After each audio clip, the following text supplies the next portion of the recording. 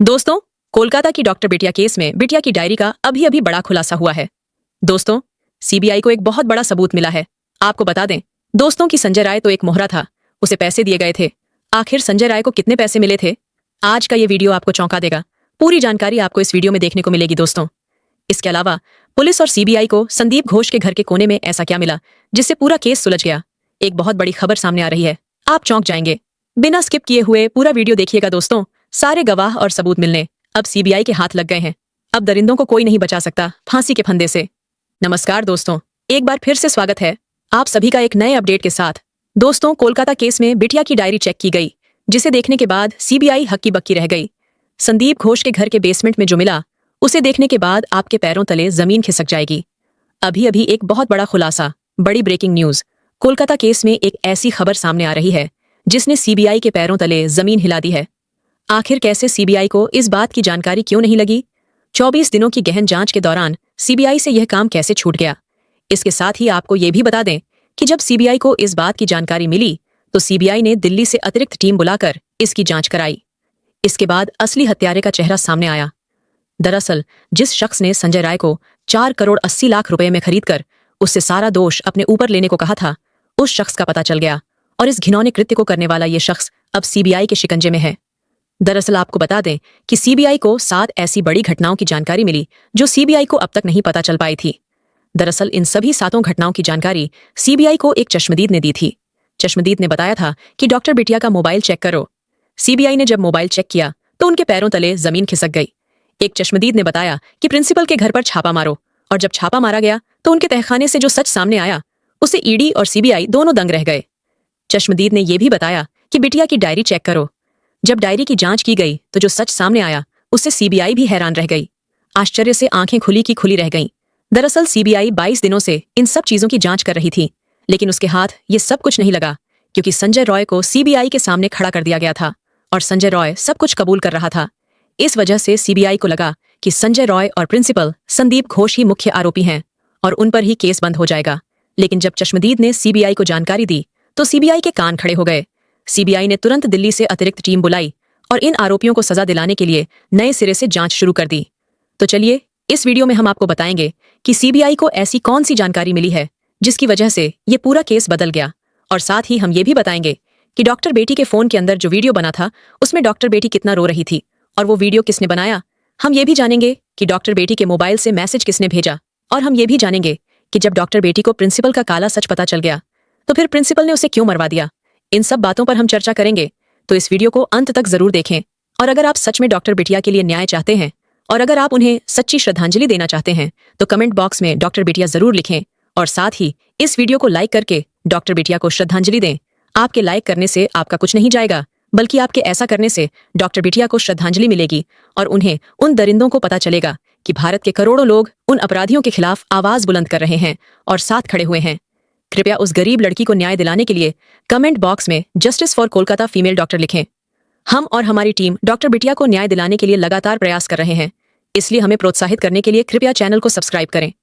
दरअसल बता दें कि सीबीआई अपने जांच में पूरी तरीके से बिजी थी और अपने जांच को वह अंतिम रूप देने के लिए तैयार थी। तभी अचानक एक चश्मदीद गवाह सामने आता है और सीबीआई को बताता है कि क्या आपने डॉक्टर बिटिया का फोन चेक किया। सीबीआई सन्न रह जाती है। फिर सीबीआई के लोग कहते हैं कि डॉक्टर बिटिया का फोन क्यों चेक करना है। चश्मदीद गवाह ने कहा, जरा आप एक बार चेक करिए। फिर सीबीआई अपने टेक्निकल टीम को डॉक्टर बिटिया का फोन देती है और इसके बाद जो पता चलता है, यकीन मानिए उसके कारण सीबीआई को अपनी पूरी की पूरी जांच को फिर से शुरू करना पड़ता है। दरअसल डॉक्टर बिटिया के मोबाइल में उस रात जो घटना घटी थी उसका वीडियो किसी ने रिकॉर्ड किया था। यह उन्हीं आरोपी में से एक आरोपी था जिसने अपने मोबाइल की जगह पर गलती से डॉक्टर बिटिया की मोबाइल से रिकॉर्डिंग शुरू कर दी थी। दरअसल डॉक्टर बिटिया का जो मोबाइल था और जो आरोपी का मोबाइल था वह दोनों एक ही मॉडल के थे, जिसके कारण वह आरोपी अपने मोबाइल की जगह पर डॉक्टर बिटिया के मोबाइल से रिकॉर्डिंग शुरू कर देता है। और जब उसे पता चलता है कि अरे ये तो दूसरे के फोन से रिकॉर्डिंग हो गया, तो वह तुरंत उस वीडियो को डिलीट कर देता। लेकिन सीबीआई उस वीडियो को वापस रिट्रीव करा लेती है और इसके बाद जब देखती है तो पूरा का पूरा खेल ही पलट जाता है। सीबीआई को सच में पता चल जाता है कि संजय राय को 4 करोड़ 20 लाख देकर के खरीदा गया है। एक थ्योरी के अनुसार बहुत पहले दावा किया जा रहा था कि संजय राय को फंसाया जा रहा है। संजय राय आरोपी तो है, लेकिन यह मुख्य आरोपी नहीं है। संजय रॉय ने बिटिया के साथ घिनौना काम किया तो था, लेकिन उसके साथ और भी थे, लेकिन सीबीआई को इसके खिलाफ कोई सबूत नहीं मिलता है। इसलिए सीबीआई को लगता है कि लोग ऐसे ही कह रहे हैं। लेकिन जब डॉक्टर बिटिया के मोबाइल को चेक किया जाता है तो यकीन मानिए उसमें जब संजय की सच्चाई पता चलती है तो सीबीआई को यह समझ में आ जाता है कि सच में संजय रॉय को 4 करोड़ 20 लाख रुपए इसलिए दिए गए थे ताकि वह यह पूरे का पूरा जो जघन्य अपराध है वह अपने सर पर ले ले। तभी तो जब संजय राय को पहली बार पुलिस ने पकड़ा था तभी संजय राय कह रहा था कि हाँ, मैंने ही अपराध किया है, मुझे सजा जल्दी से जल्दी दो और मामला खत्म करो। तब भी पुलिस ने एक बार सोचा था कि आखिर संजय रॉय एक ही बार में अपराध को कबूल कैसे कर लिया। अभी तक तो हमने जांच भी नहीं किया, फॉरेंसिक रिपोर्ट भी नहीं आई और संजय राय अपने आप को आरोपी मान लिया। यह इसके पीछे 4 करोड़ 80 लाख बोल रहा था। यही नहीं, एक चश्मदीद गवाह ने यह भी जानकारी दी कि प्रिंसिपल के घर पर छापा मारा जाए।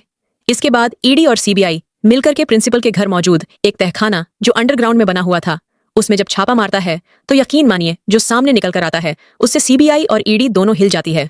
दरअसल बता दें कि सीबीआई और ईडी को छापे में मिलता है 2000 कैसेट, जी हाँ 2000 cassette, 7 memory card, 2 hard disk और कई करोड़ रुपए और 1 लाख का कैमरा और साथ ही साथ बहुत सारे ऐसे इक्विपमेंट जो यह जघन्य अपराध करने में काम आते हैं। ये सब मिलने के बाद सीबीआई और ईडी तो दंग ही रह गए। इस पूरे केस को अब ईडी भी संभालेगी क्योंकि इसमें अरबों रुपए का खेल है और 4 करोड़ 80 लाख की रिश्वत की बात की गई है तो अब इस केस में सिर्फ सीबीआई नहीं बल्कि ईडी भी इन्वॉल्व हो चुकी है। दरअसल बता दें, इसके साथ ही साथ यह भी पता चला कि डॉक्टर बिटिया के उस जघन्य अपराध का सबसे मेन आरोपी जो प्रिंसिपल है उसके बारे में पहले से पता चल गया था। दरअसल डॉक्टर बिटिया को लगभग 25 दिन पहले यह पता चल चुका था कि प्रिंसिपल संदीप घोष इस हॉस्पिटल में जो ब्लू फिल्म की शूटिंग करता है वह कहां पर करता है। उसके बाद डॉक्टर बिटिया ने उसके खिलाफ सबूत भी इकट्ठा कर लिए थे और राष्ट्रपति को सौंपने ही वाली थी कि उसके पहले ही उसके साथ यह घिनौना काम हो गया और डॉक्टर बिटिया इस दुनिया को छोड़कर चली गई। अगर डॉक्टर बिटिया आज जिंदा होती तो हमें कुछ और ही स्कैंडल सुनने को मिलता। लेकिन डॉक्टर बिटिया के जाने के बाद कितना दुर्भाग्य है कि उन्हीं का केस आज पूरी दुनिया में हर जगह ब्रेकिंग न्यूज बन रहा है और कौन नहीं इस केस में जानता है। इस केस की बात हर एक इंसान के कानों तक पहुंच चुकी है। यही नहीं, प्रिंसिपल के घर छापा मारने से लेकर बिटिया के घर के मोबाइल को चेक करने के बाद सबसे बड़ी खबर जो निकल कर यह आ रही है कि जो प्रिंसिपल को जो 4 करोड़ 80 लाख दिए गए थे वह पैसा ट्रांसफर हुआ था संजय राय के पास। इसीलिए संजय राय पहले दिन से ही उन आरोपों को मान रहा था। यही नहीं, सीबीआई ने बताया कि जब हमने प्रिंसिपल के घर पर छापा मारा था तो जो हमें 2000 सीडी कैसेट मिले थे उन सीडी कैसेट में हर सीडी कैसेट में एक एक हॉस्पिटल का वह फिल्म रिकॉर्ड करके डाला गया था और साथ ही साथ जो हमें वह मिले थे बहुत सारे मेमोरी कार्ड। उस मेमोरी कार्ड में उन सभी फिल्म का रॉ फुटेज था। दरअसल एक रिपोर्ट के अनुसार पता चला है कि जब भी कोई फिल्म शूट होती थी तो उसे सबसे पहले मेमोरी में डाला जाता था, फिर मेमोरी से रॉ फुटेज एडिटर के पास जाता था, एडिटर उसे एडिट करता था और फिर सीडी कैसेट में डालकर देता था, फिर उसे ब्लैक मार्केट में बेचा जाता था, उसके लिए बोलियां लगाई जाती थीं। इसके साथ ही यह भी पता चला कि अस्पताल के अंदर जो ताज़ा शव आते थे, चाहे वो लड़की हो या लड़का, उनके साथ घिनौना काम करके उन्हें रिकॉर्ड किया जाता था। ये सारी रिकॉर्डिंग मिक्स ना हो इसलिए जिंदा लोगों की रिकॉर्डिंग अलग होती थी और मरे हुए लोगों की रिकॉर्डिंग अलग कैसेट में रखी जाती थी। आपको जानकर हैरानी होगी कि मरे हुए लोगों की फिल्में जिंदा लोगों की फिल्मों से 10 गुना रेट पर बिकती थी, जिससे संदीप घोष को अरबों रुपए मिल गए और उसने सोचा कि अब हमारा ये काला धंधा कभी बंद नहीं होगा, क्योंकि उसे जो भी पैसे मिलते थे उसका ज्यादातर हिस्सा वो कट के रूप में बड़े अफसरों और नेताओं को दे देता था, जिससे वो लोग भी खुश रहते थे। और आजकल ये चल रहा है, मेडिकल कॉलेज में कई दशकों से यही घिनौना काम चल रहा था। आखिरकार बेटी बिटिया के साथ हुए जघन्य अपराध ने इस पूरे केस को एक नया मोड़ दे दिया। सीबीआई ईडी की एंट्री के बाद अब कहा जा रहा है कि ये केस बहुत जल्द बंद होने वाला है। लेकिन बंद करने से पहले आपको बता दूं कि सीबीआई इस केस की एक बार फिर से दोबारा जांच करना चाहती है, क्योंकि ईडी और सीबीआई की छापेमारी से लेकर चश्मदीदों के साथ साथ बेटी के मोबाइल में मिले वीडियो और 4 करोड़ 80 लाख को लेकर जो बातें सामने आईं, ये सब देखने के बाद अब मामला साफ हो गया है कि इसकी दोबारा जांच होना बेहद जरूरी है, क्योंकि इसमें कई ऐसे नाम सामने आ सकते हैं जिनके बारे में शायद अब तक किसी को कोई जानकारी नहीं थी। एक और जानकारी मैं आपको बताना चाहता हूं कि डॉक्टर बेटी के साथ ये घिनौना कृत्य होने से करीब कुछ घंटे पहले एक मैसेज भेजा गया था। उसमें लिखा था कि माँ, मैं ठीक हूँ, मैंने खाना खा लिया है और अब आराम कर रही हूँ और सोने जा रही हूँ। इसके बाद सुबह उठकर फिर से ड्यूटी ज्वाइन करूंगी। अगर कोई इमरजेंसी हुई तो हमारे जूनियर मुझे बुलाएंगे, तब तक मैं आराम कर रही हूँ। ये मैसेज सुनने के बाद उसके रिश्तेदारों और परिवार के लोगों को राहत मिली और वे सोने चले गए। अब इस बात की भी जांच शुरू हो गई है कि क्या वाकई वह मैसेज डॉक्टर बेटी ने भेजा था या इन आरोपियों में से किसी ने भेजा था। सीबीआई सभी पहलुओं को बहुत ही बारीकी से जांच कर रही है और जैसा कि मैंने कहा कि अब ईडी भी इस केस में इन्वॉल्व हो चुकी है, तो जैसे ही इस केस में जो भी अपडेट आता है हम उसे आप तक जरूर शेयर करेंगे। दोस्तों, इस घटना को बताने का मकसद किसी को ठेस पहुंचाना नहीं है, किसी को परेशान करना नहीं है, बल्कि आपको जागरूक और सतर्क करना है। आप इस घटना के बारे में क्या सोचते हैं? आप इस घटना का मुख्य आरोपी किसे मानते हैं? कमेंट बॉक्स में जरूर बताएं। और अगर आपको हमारा प्रयास पसंद आया तो इस वीडियो को लाइक और शेयर भी करें। अगर आपने अभी तक चैनल को सब्सक्राइब नहीं किया है तो हमारे चैनल को सब्सक्राइब करें। जय हिंद, जय भारत, वंदे मातरम दोस्तों।